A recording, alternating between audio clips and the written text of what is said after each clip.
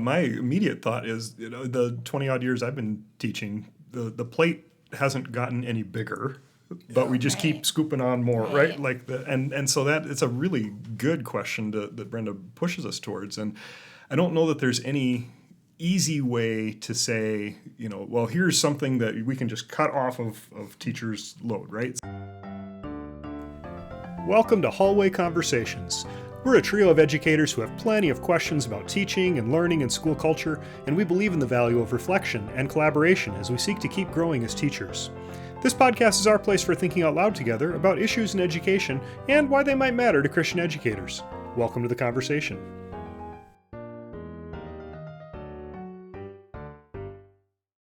Hello everyone, welcome to Hallway Conversations. My name's Matt Beamers. I'm Abby DeGroat. And I'm Dave Mulder. Friends, we're always looking for topics of conversation and feedback, so please email us at hallwayconvospod@gmail.com. That's hallwayconvospod@gmail.com. We really do want to hear from you. Dave and Abby, we're already in July, so let me begin by wishing you each a happy Canada Day.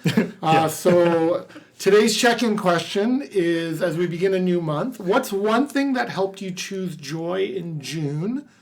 And what's one thing you're looking forward to in July? So a little bit of a look back and a look forward. So that's a good question. Choosing joy in June. Choosing joy in June. Well, that's an easy one for me. My wife and I celebrated our 25th wedding anniversary in June. Yeah. Congratulations. Thanks. That's a big deal. It is, after all. And it went fast. And we were married at 14, not quite.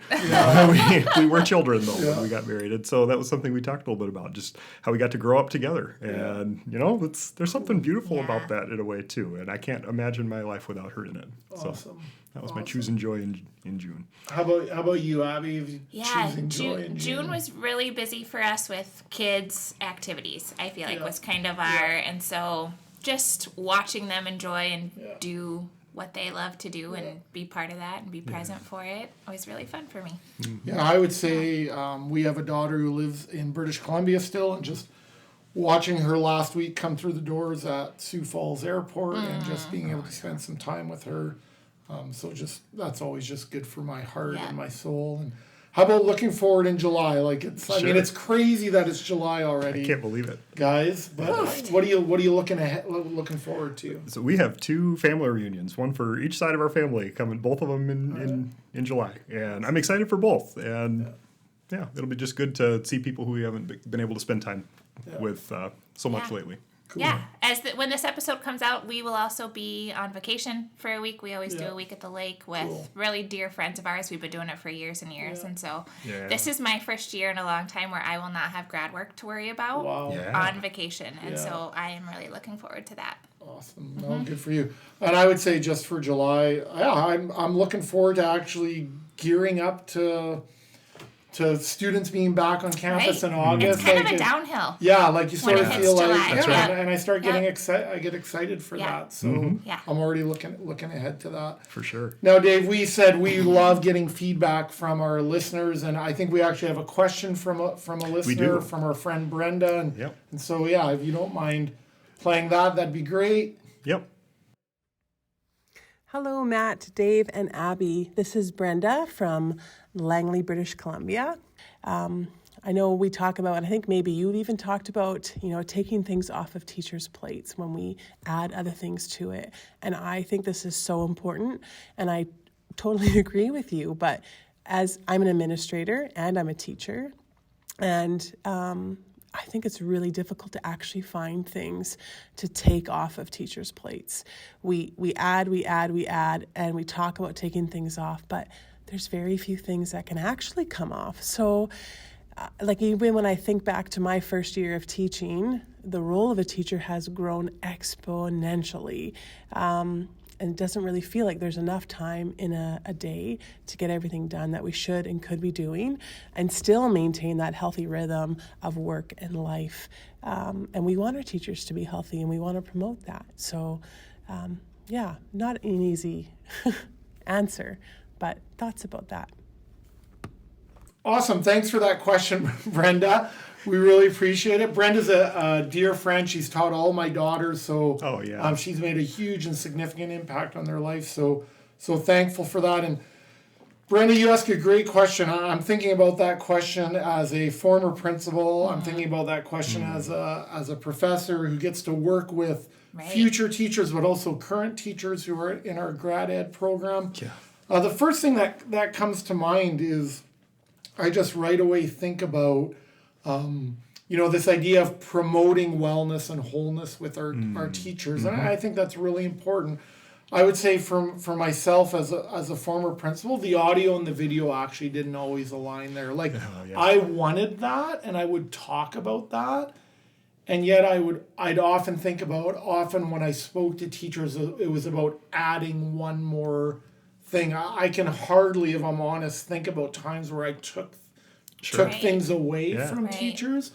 So on the one hand, it'd be like, I wanted that and I promoted that. And so my first question is, are we actually promoting that? And is there a disconnect between what we say we want for teachers and actually our actions as a school? I don't know, Dave, Abby, initial thoughts on that? Yeah, my immediate thought is, the 20 odd years I've been teaching, the plate hasn't gotten any bigger.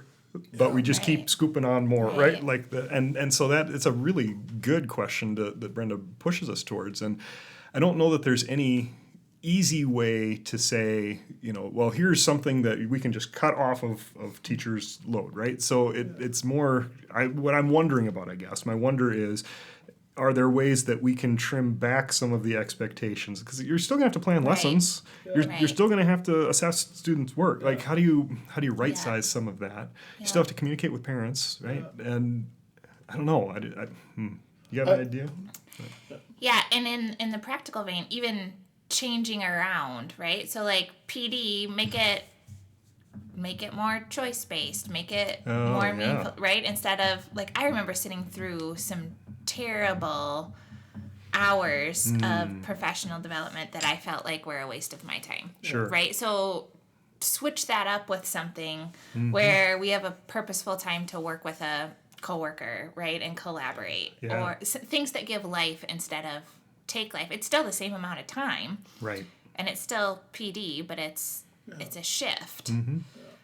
I like that a lot because it's like we're still going to do professional development work, right? Regardless, but it's kind of like reimagining how that's going to take shape for teachers. Or sometimes giving them an hour, giving teachers an hour to work, right? Or making sure we build in and recognize, yes, I know you have and you need time to do this. Right. Yeah, or collaborate. One of the things I was thinking about as I was listening to Brenda's question, it'd be interesting to me if we would ask teachers in our school to make a list of everything they do and categorize them into what's essential, what's important, and what's worthwhile. And then it would be interesting for principals to do that same thing about teachers. What do they see as the teacher's job as being essential, important, and worthwhile? Because one of the things I wonder about now, even if I reflect on my own time as a principal, is would those lists align? Is what I see as an essential part of teachers' jobs, would they see as essential? So I'll give you one example where I feel like I probably was disconnected from teachers. Like, I thought it was really important in my mind, and I'm saying this as a principal, that teachers would eat lunch with their kids. Because there's something in my mind about, hey, we're sharing a meal together, that's a good way to get to know your students in a different context. So in my mind, that was essential. I don't know how many teachers would see that as essential. Like, they're with these students all day long. Right. Yep. And so as I look back now, it'd be like, I wonder if there would have been an opportunity to find volunteers or to do something different to allow teachers not to eat with their students, to give them, hey, here's an extra 20 minutes in your day. Yeah, my kids' school actually started that last year. Asked for volunteers to come in to give the teachers a little bit of a break from wiping tables and doing. Same thing with lunch hour supervision, morning supervision. Like those, and so I feel like it would be helpful for both teachers and administrators to kind of, let's make a list and then let's look at what's important and then let's hey, this is worthwhile. It might be worthwhile to eat lunch with your students, but is there an opportunity? And so I just think maybe part of that is around expectations. Yeah. Like I like that idea. the expectations we put on teachers and they feel, and let's just have an honest conversation about that. I also think there's opportunity to think innovatively about things outside of school.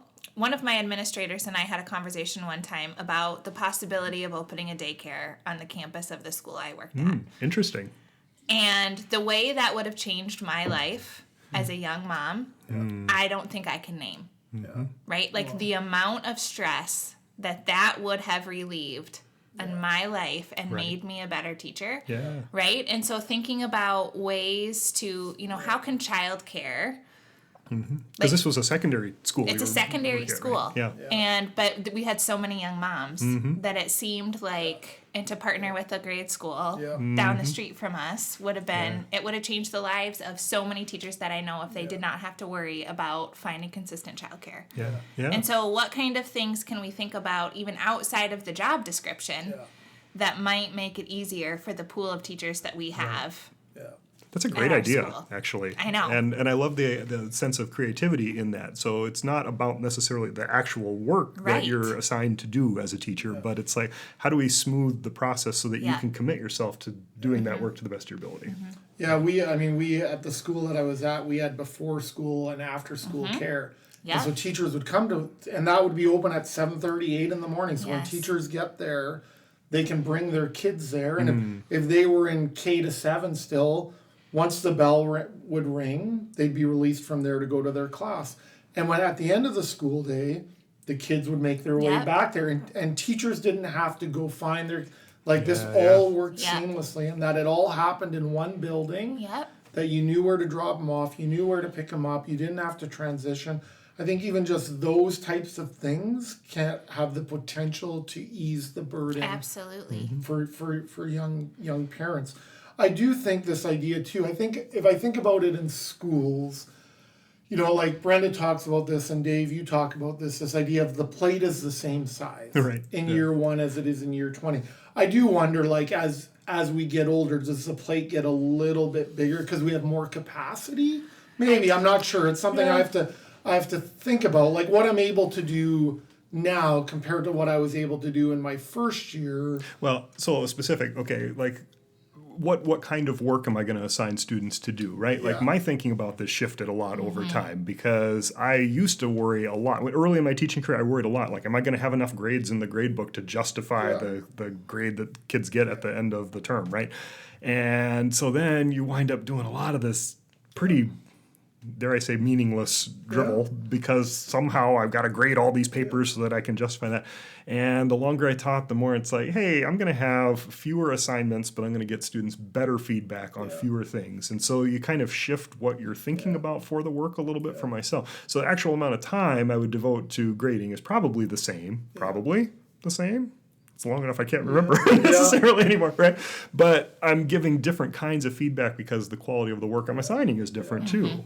Right. And so I guess maybe that's a question for administrators then too, right? Like I've had administrators say things to me before. It's like, well, I got it. Like you have to have at least 10 grades in the grade book by the end of the course. Do we have to? Yeah. Like what's the magic number? Is there a magic number? Yeah. Why do we have, right? Yeah. And so even like the way we would reframe that could be something that would maybe be liberating for teachers to say, yes, I need to accurately give students feedback on their work and I do need to communicate their learning. Yes, those are true things. But does it have to be 20 grades in the grade books? Does it have to be 10 grades in the grade? Like what's the number? It also, I have to think about this more. So this is just coming to my mind, but I also just wonder, what does it look like to have honest conversations about prep time as it relates to the number of students you teach? Oh, yes. So I'm thinking about teachers, high school teachers, high school English language arts teachers who have 5, 6, 7 classes of 25 students and they're grading essays and it's non-stop. Right. And you have teachers who teach more specialized classes who have less students, classes of 8 or 10, and maybe it's not essays, maybe it's more, the assessment looks different. Right. Should all those people have the same prep time? I'm not saying they shouldn't, and I haven't, folks, I have not given thought to this. I want to be really honest. We're going to hold you to it, man. I'm more just thinking about that from an equity or justice, and it's not to reduce the amount of prep time. I'm just wondering, maybe is it to increase it for some, to recognize the fact that their teaching load or the number of students simply is just significantly greater and their grading load, because the grading takes, so part of it is, what are we grading and how are we assessing? That's right. Absolutely. That's right. But if you have 150 students, you have 150 students, and that just takes a lot of time to grade all those It sure does. essays. So maybe it's just honest conversations Well, around that. I can speak to that from my own experience, right? So when I was a middle school math teacher, the kind of grading that I did, it's like I'm checking to see the students solve problems correctly. That's pretty quick. That's pretty quick to grade a lot of the time, right? Most of the time. But when I was teaching science and I'm looking at lab reports, that's a wildly different kind of assignment that I'm grading. And the amount of time it takes to grade a lab report is very different. The amount of time it takes to whip through High school English teacher. Yeah. I mean, Right? can you speak to that a bit? Yeah, it would bury me. Yeah. Yep, it really would. And so, and I think, I don't know that I mastered it. I don't know that I have a good way. I think I would do it differently now if I went back. Sure. Right? I would do a lot more formative feedback, more process feedback, and not just at the end feedback, right? I would do a lot more ungraded work and writing. And focus on learning and focus on moves that they're making rather than assignments that they're doing, right? Well, the task orientation versus Yes. learning orientation, Yes. right? Like, are you completing tasks? Yes. So often teachers grade for completion of tasks, right? Instead of actually trying to say, but are you learning things? And that's a different kind of conversation. I think I would count conversation, right? I would deliberately set up conversation and use that to assess learning more than just written work. Sure. Yeah. I do that now in my own teaching. And I think that might have to come with some pro-D, like how do we do Absolutely. this? For sure. Right? Like, Absolutely. and I think that's part of it, is how do we invest in professional development that has the potential to improve practice, but also make us more efficient with the time that we have, right? To not feel, because I can see some teachers feeling almost guilty about that type of assessment or that's that. right. And so how do we release them from that? So I think about capacity, I think about expectations, about what's important, what's essential.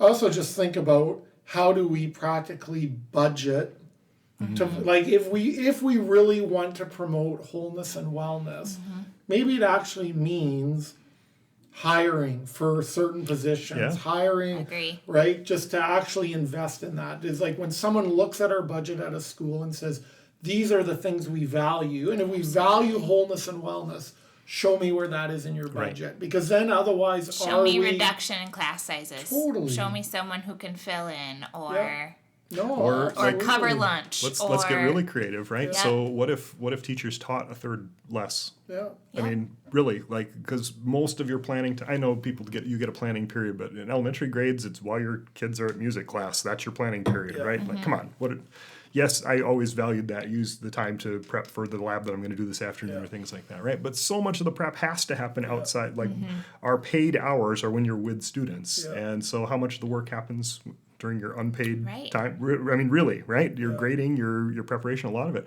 So what if we would build that in? If we would actually say we're going to reduce teachers' loads by a third, so you have time built into your day, your actual working hours to do the planning and prep. I don't know. And what does that look like? Right. And, Easy to say things like that. It's I totally understand school leaders have budgets to worry about and all of that, right? But I think it's worth exploring, getting creative about. Yeah. No, and I think it is like, again, coming back to Brenda's use of the word promote, and I don't doubt that at her school they promote that.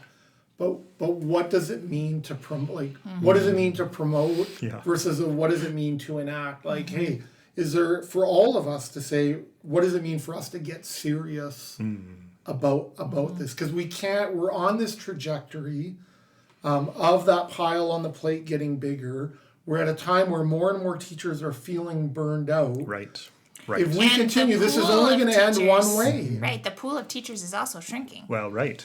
And so it's going to become a matter of retention. Yeah. Yes, I totally agree with you on that, Abby.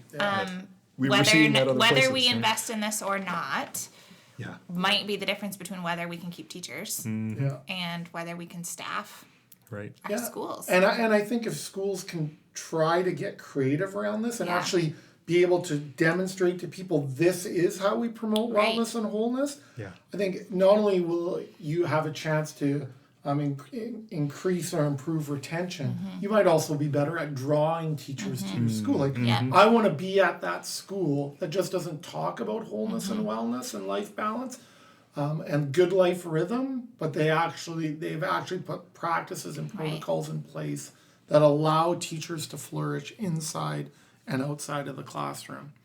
Friends, we know that your time is valuable. We want to thank you for joining us today for another hallway conversation. Whether it is this day, this week, or this month, we hope the Lord gives you what you stand in need of. And we'd like to send you here with this blessing.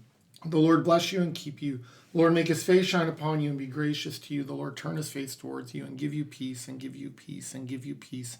Amen. Thanks for listening, everyone. We hope you have a wonderful week. This podcast was literally dreamed up during one of our actual hallway conversations. Our music is by Ethan Mulder. Hallway Conversations is created and produced by Matt Beamers, Abby DeGroat, and Dave Mulder. Hey, we have a favor to ask of you. Would you be willing to rate this podcast or write a review in your podcast app? Or if you found this conversation interesting or helpful, would you consider sharing it on your social media? Those things really do help podcasters out, and we would be so, so grateful. Thanks for listening, friends. Let me start by wishing you a happy Canada Day. You know that a few days ago, July 1st, we celebrated Canada's... I'm going to start over. You were doing so well. Confederation is the word I couldn't think. Would you like me to open with the intro of the Independence Day and what we're celebrating? I think we can budget on that here too. There's a couple Americans in this room. Wow. That just happened.